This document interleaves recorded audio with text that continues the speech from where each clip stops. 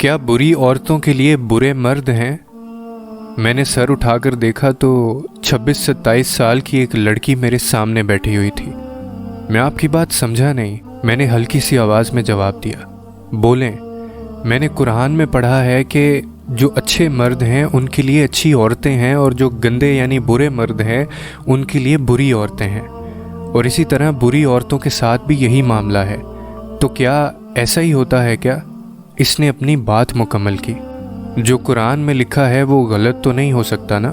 मैंने जवाब दिया और उठने लगा। मैंने एक बात करनी है आपसे। वो फौरन बोली। इसके अंदाज में अजीब सा दर्द था जिसने मेरे कदमों को जमा दिया और दोबारा बैठने पर मजबूर कर दिया। क्या बात है? इसने सर झुकाया और इसकी आवाज़ उभरी जो दर्द के धागों में लिपटी हुई थी, उसके चेहरे को अपने शिकंजे में लिए हुई थी। मैं बहुत गुनाहगार हूँ, मैंने ज़िंदगी में बहुत बड़ा गुनाह किया। उसको मुझ पर बहुत एतमाद था, मगर मैं हवस में अंधी हो गई। इसने रोका भी मगर मैं काबू न रख सकी और शैतान के बहकावे में आ गई। मैंने इसके बाद अल्लाह से तौबा भी की। रात को सिसक सिसक कर इसके दर पर पड़ा रहना शुरू किया। कुरान पढ़ा, तौबा की, मगर एक सवाल अभी भी है, क्या बुरी औरत के लिए बुरे मर्द ही हैं? वो खामोश हुई। उसका चेहरा आंसुओं से तर हो चुका था।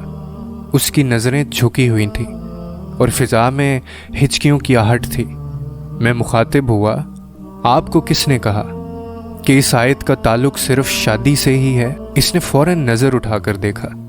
इसकी आंखों में जो जुस्तजू थी आज तक जहन में पेवस्त है मेरे। मैंने बात जारी रखी, इस आयत का ताल्लुक माशरे से भी है, सिर्फ निकाह से नहीं है। वो कैसे? इसने फ़ौरन सवाल किया। मैंने दोबारा बात शुरू की। दरअसल अल्लाह करीम का निज़ाम बड़ा कमाल का निज़ाम है और जो असूल इसमें हैं रहती दुनिया तक के लिए काफ़ी हैं। आपने कभी नेक लोगों का और बुरे लोगों का जनाजा देखा है ना? तो वो जनाजा क्या है? अगर मरने वाला नेक तो शुरका सारे नेक, अगर मरने वाला बदकार तो शुरका भी अक्सरियत बदकार।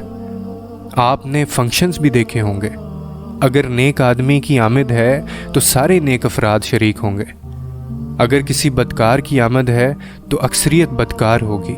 असल में हम अपने इर्द गिर्द के लोगों को खुद मुंतखब करते हैं।